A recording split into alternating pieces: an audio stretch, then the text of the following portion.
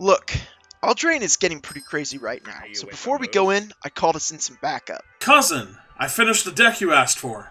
We will need patience to get into Eldraine. I can't imagine a more patient deck than this. Great even more, Surfy Day. Are you guys gonna order something or just sit there?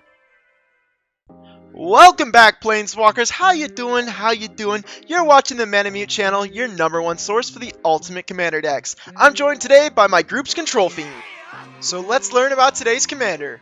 Esix, Fractal Bloom, is a 4-colorless and simic fractal creature that makes it so when we make our first token during each of our turns, we may instead choose any creature other than Esix to copy that many times.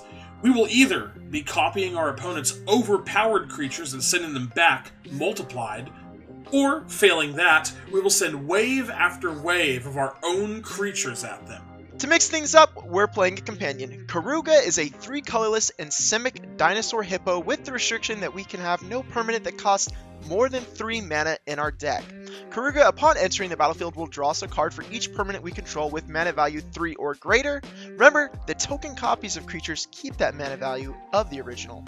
If you have a commander that you want built, leave it in the comments or join our Discord, and be sure to leave it there. And now on to our creatures. We'll start off with our mana producers. That's going to be Topiary Stomper to find a land, Quandrix Cultivator to find a land, and it comes in untapped, and Tireless Provisioner, which doubles as a combo piece.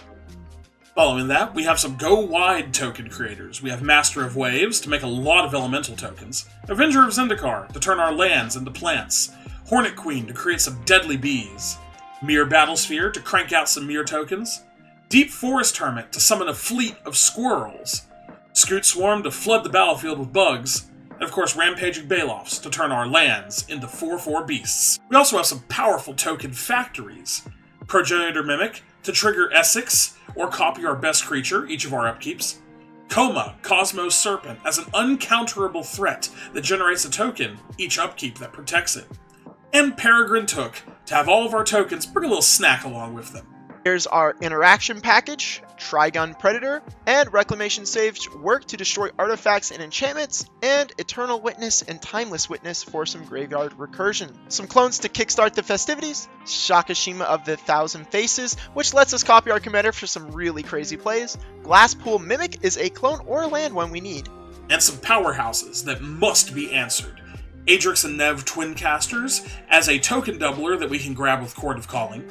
Mana Gorger Hydra to grow massive and very difficult to block, and Curiosity Crafter for card draw.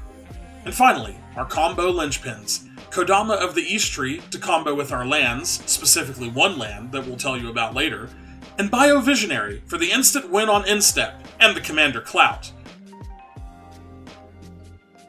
We are running a couple of Planeswalkers. The first one, Oko, Thief of Crowns, because you know we had to do it to him. If you live under a bridge, this card is insane. It got up to the level of like Jace the Mind Sculptor of annoyance. So, great card. It is repeatable token creation and removal. We have Vivian, Monster's Advocate. The Future Sight effect on the Walker lets us cast creatures from the top of our library, while its plus gives us more tokens for our commander, and its minus ability doubles the number of creatures we get per cast.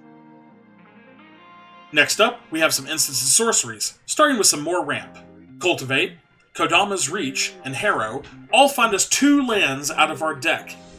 And then, Search for Tomorrow for that early suspend action. We also have a bundle of clone effects. Quasi-Duplicate, Cackling Counterpart, and Croaking Counterpart all will make a token, and we can cast them again from the graveyard.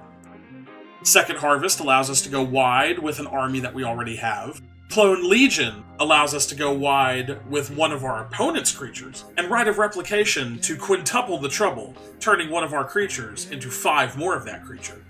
We also have Replication Technique for a little bit of diplomacy, Spitting Image to allow us to repeatedly clone creatures for the low cost of discarding a land, and Stolen Identity to attach to our evasive creatures to get more copies of artifacts and creatures.